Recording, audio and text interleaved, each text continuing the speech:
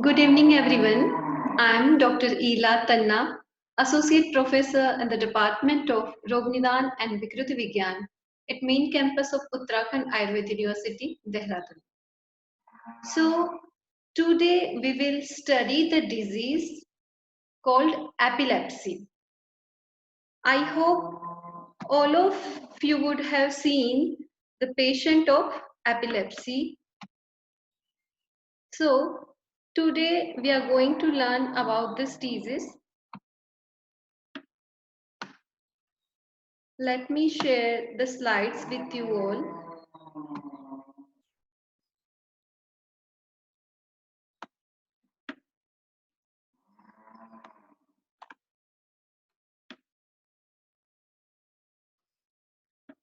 So, before starting epilepsy, we need to understand three words which generally we use as a synonym. Actually, we don't know what are the difference between seizure, convulsions and epilepsy. So many times we use these words as a synonym to each other, but these are not actually synonyms to each other. So first of all, we'll see the definition of seizure. What is seizure? Seizure is a sudden, uncontrolled disturbance in electrical activity of the brain, where a group of neurons discharge in a synchronous way, resulting in sensory, motor, psychiatric, and autonomic manifestation. So, seizure is a sudden, uncontrolled disturbance in the electrical activity in the brain. Means there is sudden disturbance in electrical activity of the brain in some group of the neuron, due to which it results as a sensory, motor, psychiatric or autonomic clinical manifestation. And this clinical manifestation depends on which area of the brain is being affected by this disturbed electrical activity. You can see here, this is the left hemisphere of the brain. This purple part you can see, this is the motor cortex. This is sensory cortex. This is the frontal lobe in which the social behavior and personality area is located. This is temporal lobe, and this auditory cortex is located, and this is occipital lobe in which visual cortex is located. So according to the area of the brain affected by this disturbed electrical activity, uncontrolled disturbed electrical activity, the clinical manifestation of seizure will take place. Either the patient will represent as false touch sensation if sensory area is affected. If motor cortex is affected, then the person will show jerky movement of the muscle or head turning. If the visual cortex is affected, then the person will see the flashes of light before his eyes. And if the auditory cortex is affected, then the person will listen the ringing sounds in the ear. So according to the area affected by this disturbed electrical activity, the clinical manifestation of seizure will take place. If we talk about the convulsions, then if these seizures are presented only with motor manifestation, then it is called as convulsions. If only motor cortex is affected, then only motor manifestation will take place. Means you will be able to see only the uncontrolled jerking movement of muscles. So this is called as convulsions. And what is epilepsy? So if these seizures occurs repeatedly, uncontrolled, then it is called as epilepsy. So epilepsy is a neurological disorder that is qualified by sudden, recurring, unpredictable and unprovoked seizures. So if these seizures are occurring repeatedly, two or more than 2 times in a day, then this is called as epilepsy. So I hope all of you have understood the difference between these three words. Seizure, what is seizure? Seizure is a sudden, uncontrolled disturbance in electrical activity of the brain, which results in sensory, motor, psychiatric, or autonomic manifestation. If seizures are presented only with the motor manifestation, then this is called as convulsions. And if seizures occurs repeatedly, recurring, unpredictable, and unprovoked, then this repeated seizures can be called as epilepsy. So if we need to understand the difference between epilepsy and seizures, then seizures is a temporary symptom that manifests as a result of excessive neuronal discharge in one of the area of the brain. And epilepsy is a neurological disorder characterized by sudden, recurring, uncontrolled, and unprovoked seizures that occur due to excessive and uncontrolled neuronal activity in the brain. If we talk about the types of seizures, then it depends upon the area of the brain that is affected. And if we talk about the types of epilepsy, then it can be either generalized or localized to one area of the brain. Let's see the mechanism of seizure development. Normally, there exists a balance between excitatory and inhibitory neurons in CNS, including brain and all neuronal pathways, which is maintained by the neurotransmitters like glutamate and GABA. GABA is gamma aminobutyric acid. So there are two neurotransmitters which regulates this inhibitory and excitatory phenomena of neurons. So glutamate is a excitatory neurotransmitter which gets attached with primary receptor called NMDA. The full form of NMDA is N-methyl D-aspartate. So this glutamate gets attached with the NMDA receptor, and as a result of which the ion channels open up to let the calcium come in. So on the other hand, the GABA, that is gamma aminobutyric acid, this is an inhibitory neurotransmitter, and this GABA will get attached to GABA receptor, and after attachment it will open up the ion channels which let the chloride ions come in, right? So this chloride ions are the negative ions which tells the cells to inhibit the electrical signals in the brain. So what happens in the patients of epilepsy, that this NMDA receptors, they are fast and long lasting activation of NMDA receptors occurs. And this GABA receptors, due to some genetic mutation, will get dysfunctional. So they can't inhibit the electrical signals going on in the brain. So let me repeat again.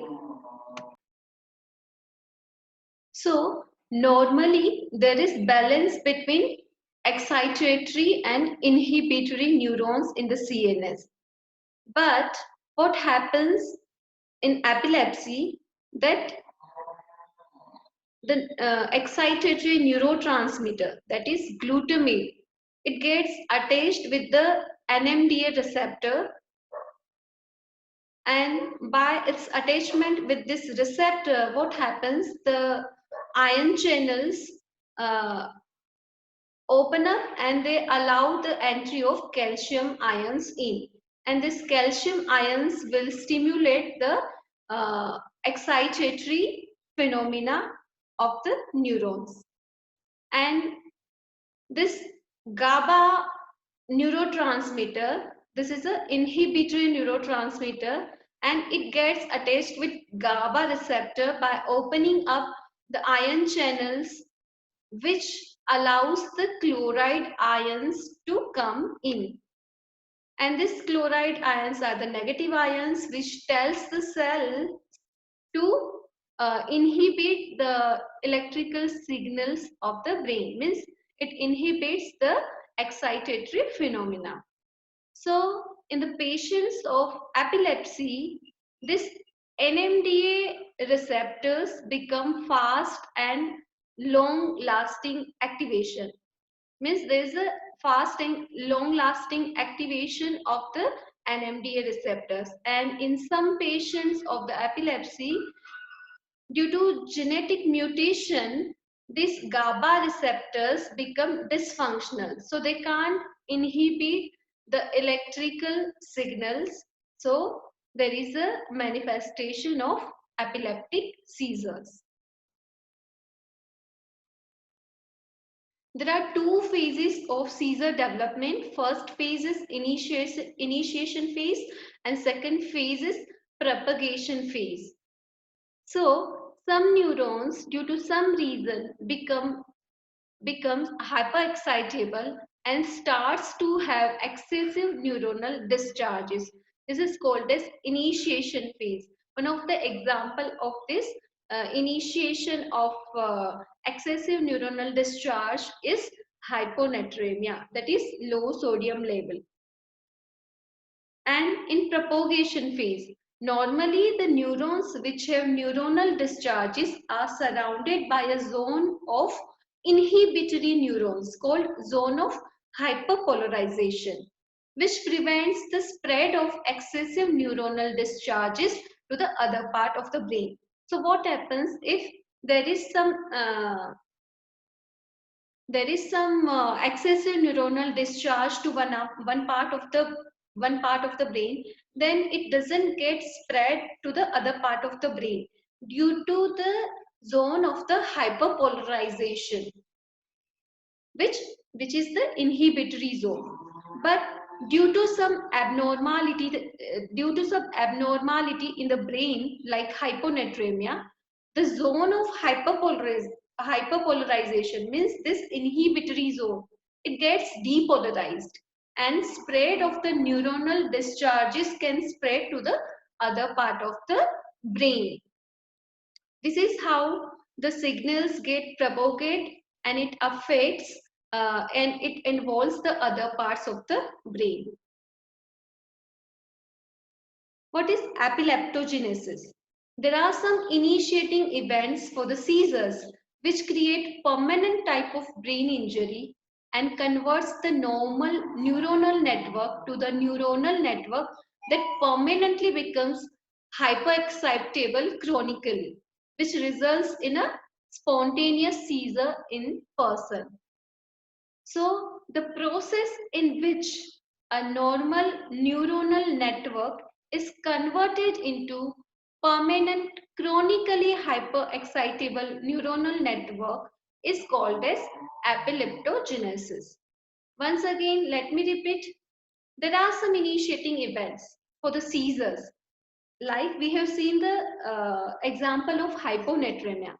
This is the one example of initiating event for the seizure. But there are some initiating events of the seizure which create permanent type of brain injury, due to which the normal neuronal network is converted into permanently chronically hyperexcitable neuronal network. So due to this, the person will develop seizures spontaneously. So the process in which a normal neuronal network is converted into permanently chronically hyperexcitable neuronal network is called as epileptogenesis. Now let's see the causes for the epilepsy. So to remember this causes, we need to take initial letter of all these causes and we can remember it as vitamins D. Here, V stands for vascular causes, I stands for infections, T stands for traumatic causes, A stands for autoimmune disorders, M stands for metabolic causes, I for idiopathic causes, N for neoplastic causes, and S. Here actually psychiatric words starts from the P, but to remember we have taken the S letter from the psychiatric diseases. And the D stands for drugs. So in vascular causes, stroke and bleeding are some examples of the vascular causes which are responsible for epilepsy.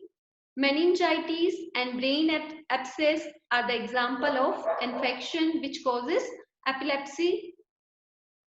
Some road accidents or penetrating injury, they can also become the cause for epilepsy. Systemic lupus erythematosus is an autoimmune disorder which is responsible to cause epilepsy. Hypoglycemia and hyponatremia are again the metabolic causes for the epilepsy. The epilepsy may also occur due to idiopathic cause due to unknown reason, and there can be some neoplastic causes like SOL, space occupying lesions like tumor, brain tumor, that can also cause epilepsy. There are some psychiatric disorders and there are some drugs which can cause the epilepsy like alcohol and cocaine. Let's see the triggering factors. Triggering factors means the factors which precipitate the episode of seizures, episodes of epilepsy. So, fever, head injury, loud music, loud music as you see in disco music, bright light as disco light, sleep deprivation. So lack of sleep is again a reason for triggering the attacks of epilepsy.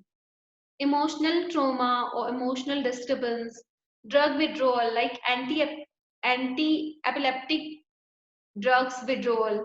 So if you withdraw this anti-epileptic drug, then it becomes a triggering factors for seizure. Let's see the types and classification of this disease. So there are two types of seizures, focal seizures and generalized seizures. Focal seizures are very common, seen in 80% of the patients of epilepsy, and generalized seizure is rare, seen in 20% of cases of epilepsy. This focal seizures, focal word means the localized. It's confined to one area of the brain, which is usually one hemisphere of one part of the hemisphere. Whereas generalized seizures, it may start in one part of the brain and due to widespread neuronal network, it spreads to whole of the cerebral cortex, and due to corpus callosum, which connects both the hemispheres, it spreads to the other hemisphere of the brain. So it becomes generalized. And if we talk about the types of focal seizures, then there are three types. First is simple partial seizure, second is complex partial seizure, and third is secondary generalization. Simple partial seizure is the focal seizure without dyscognitive features, means there will be no loss of consciousness. And complex partial seizure is a focal seizure with dyscognitive features. Means in complex partial seizures, the patient will lose consciousness. And the third type is secondary generalization, which initiates as simple partial seizures, but then it gets generalized. If we see the classification of the generalized seizures, then there are 6 types. First is absence generalized seizure, second is myoclonic seizure, third is tonic seizure, clonic seizure, tonic clonic seizure, and at last atonic seizure. Two types of focal seizures. Let's see what is the difference. Focal seizures without dyscognitive features. This is called as simple partial seizures, and focal seizures with dyscognitive features is called as complex partial seizures.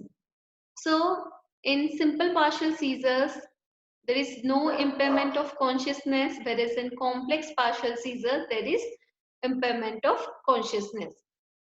In simple partial seizures, patient fully remains conscious and is able to interact normally with the surrounding.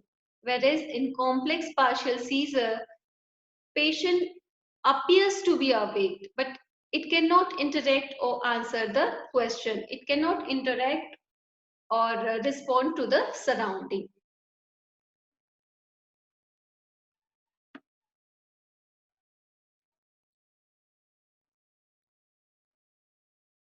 If we see the clinical manifestation of these seizures, then according to the area involved of the brain, there can be different clinical manifestation, different clinical presentation of this simple partial seizures. If the motor cortex is involved, then you will be able to, just a minute.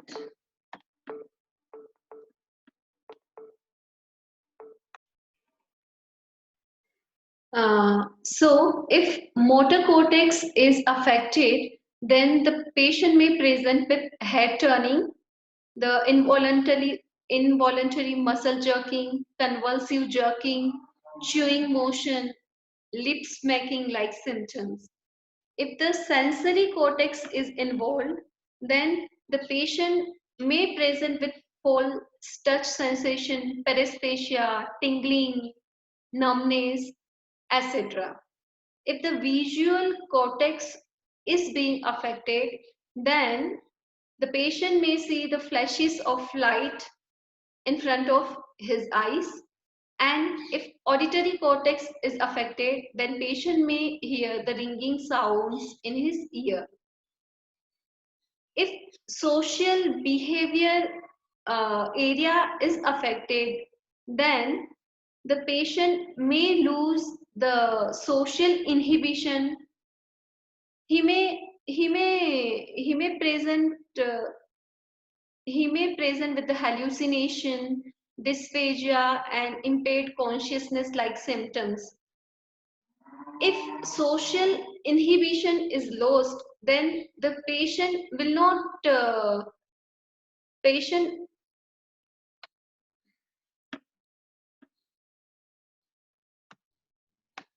see, we live in a society, so we follow certain social etiquettes.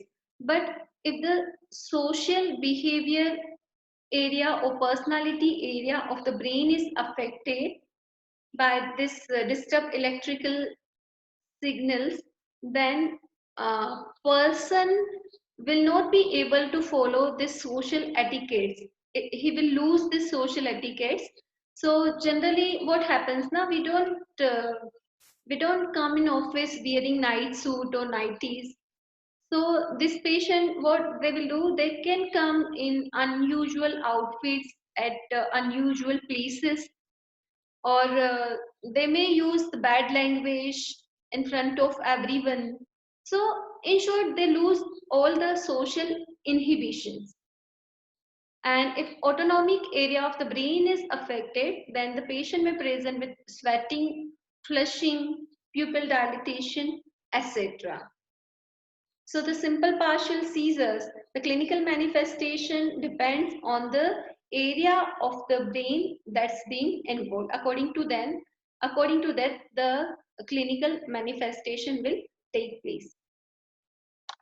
If we talk about the complex partial seizures, it's also called as temporal lobe epilepsy. This is uh, this is the this is same as a simple partial seizure, but in this the patient will lose the consciousness. So there will be impairment of consciousness, there will be purposeless behavior, affected person may wander aimlessly, he may have aggressive behavior, he may show violence, he may show automatism, he may show visual, auditory or olfactory hallucinations. Now, the third type of the focal seizure is secondary generalization, in which what happens, you can see the Jacksonian march. So, what happens, these seizures initiate as a simple partial seizure, but in a very few seconds, it spreads to the whole part of that whole part of that brain. So this takes place as if the march takes place. Let me show one figure to you, which we have seen in the first slide itself.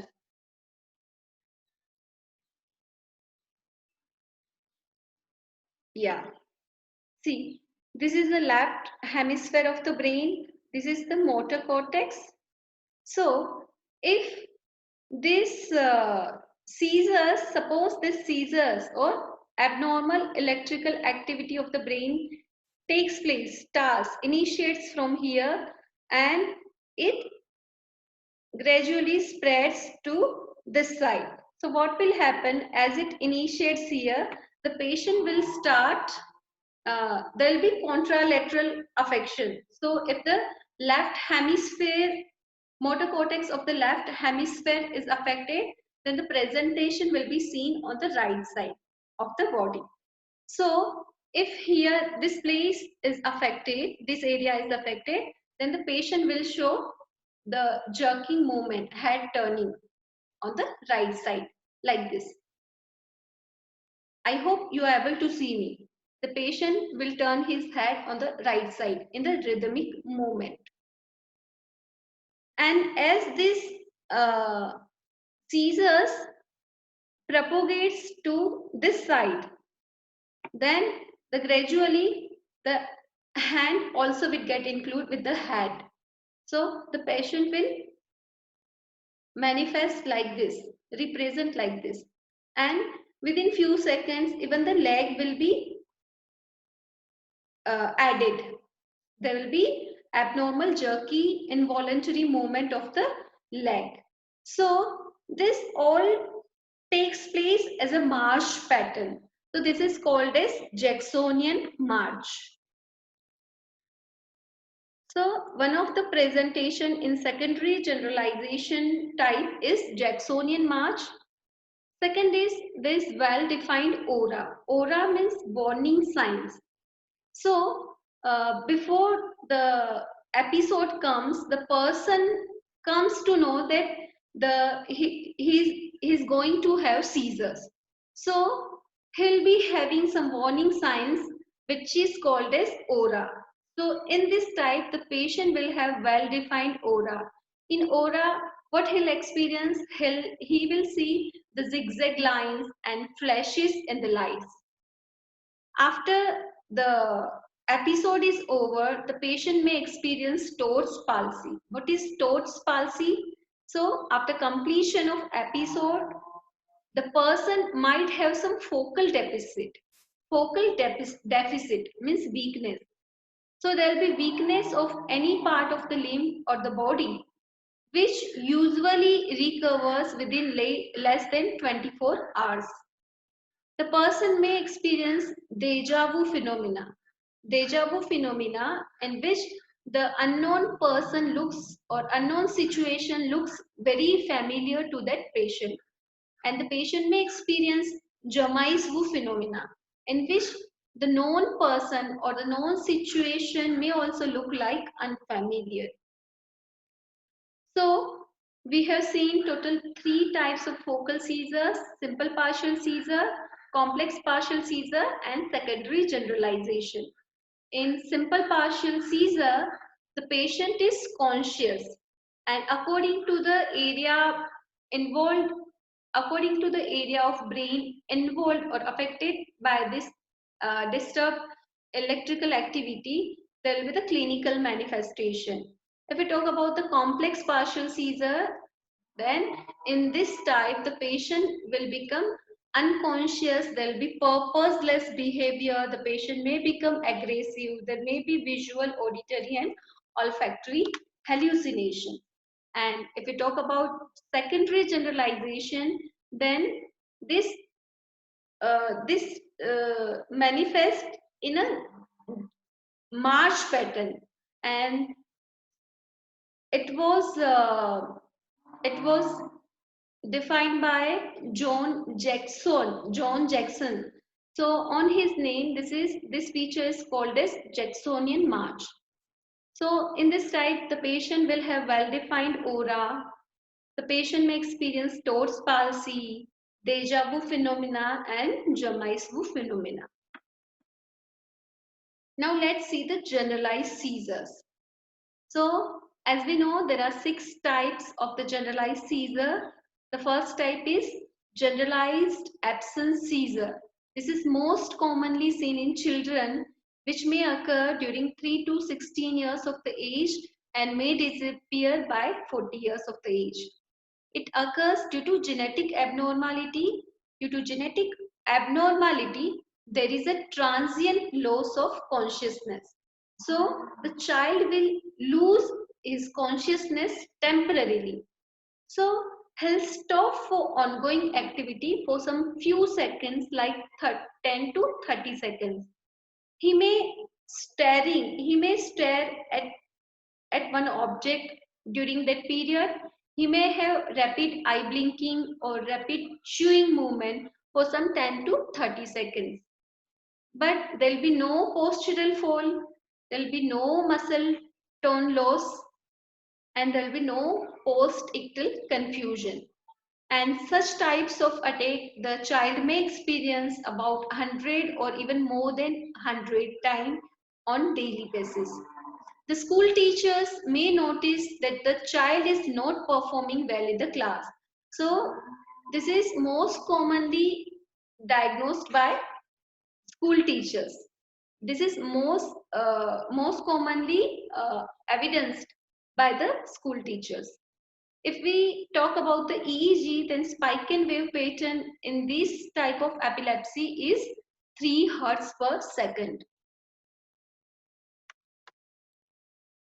The second type is myoclonic seizures, in which there is sudden involuntary jerking movement of facial, limb or trunk muscles in rhythmic manner. So there is nothing, the patient will experience some jhatka like movement, shock like movement of one limb or one half of the body or the whole body. And it occurs as soon as you wake up in the morning. The third type is generalized tonic, in which the patient becomes unconscious and patient experience muscle rigidity. Fourth type is generalized clonic, in which there is muscle spasm. The fifth type is atonic seizures, in which the person loses the muscle tone. So there will be sudden loss of postural tone, patient falls to the ground, and it primarily occurs in the children. And the most important type is generalized tonic-clonic seizures, which is also known as grand mal epilepsy.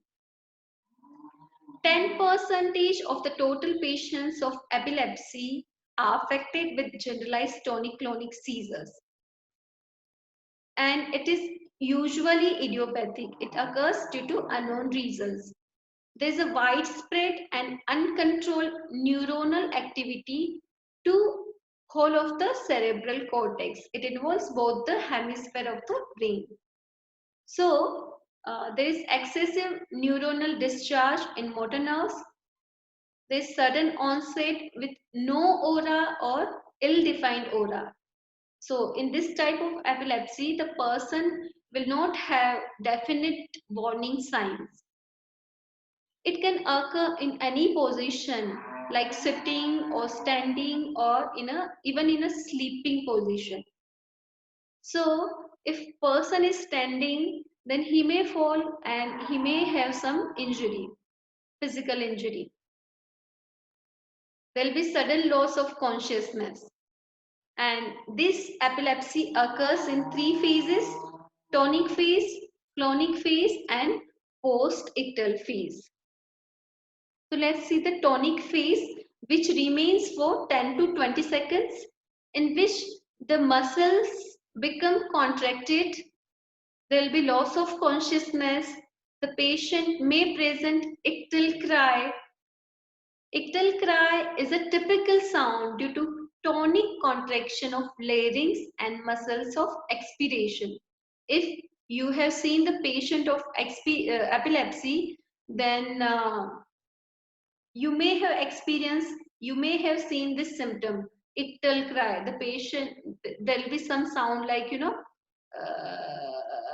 during the episode of the epilepsy or during the seizure attack.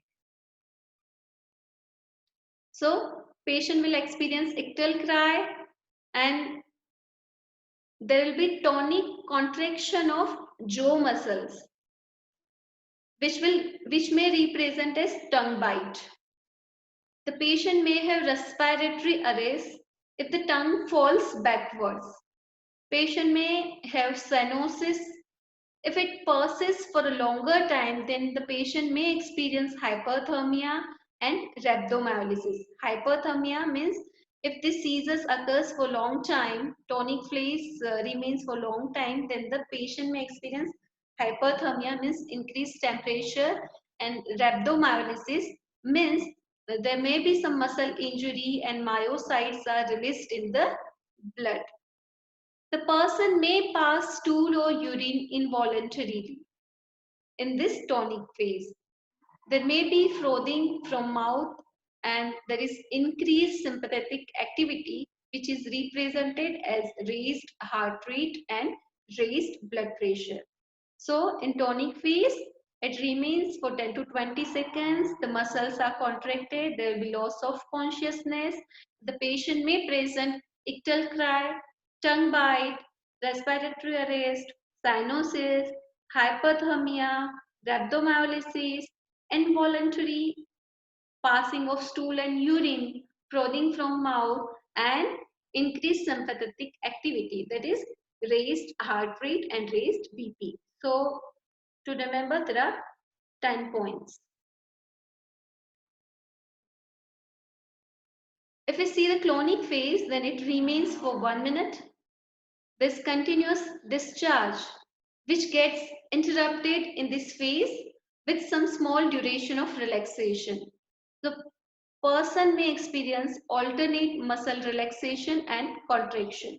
So the person will experience muscle spasm or jerking. There will be violent shaking of the muscles. And then comes the post-ictal phase. Post-ictal phase is the phase after the episode is completed. So patient may experience headache, which may persist for a day or two. Patient may experience confusion, nausea, and drowsiness in this phase. Patient may feel disoriented, or patient may be unresponsive. He may experience amnesia, means patient will not remember what happened with him and how does it happen, how did it reacted. So patient will forget all this episode thing.